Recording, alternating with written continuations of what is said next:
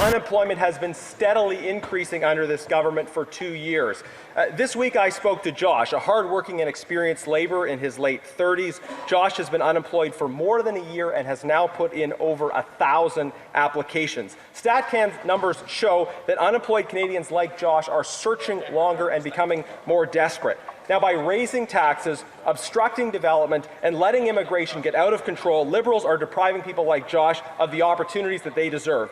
Will they change course so that Josh and others can get back to work? I think about Josh, his families, his community, and all the communities around the country which are affected by this trade war. That's why, Madam Speaker, we are going to table legislation later on today with a plan, because the way to address what's going on in Josh and his employment status is to build a plan, to create opportunities, to build Canada strong, to build a confident Canada, a prosperous Canada.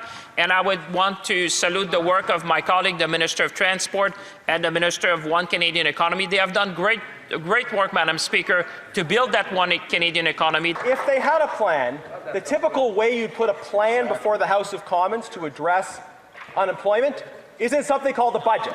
And yet we have no budget.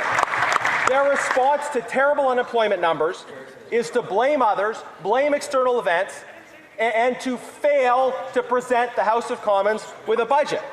They said a plan beats no plan. They have no plan. They have no budget. They have no plan to address out-of-control unemployment. They need to cut taxes, allow development, and control immigration. Madam Speaker, indeed, this government has a plan. This plan will be tabled later today in the form of legislation that member and his colleagues will have a chance to support. A plan to build this country, a plan to collaborate with every premier in this country who has endorsed this plan, a plan to build major projects, a plan to get our economy on track, a plan to create opportunity for Canadians from coast to coast to coast. Will that member stand up and support our plan?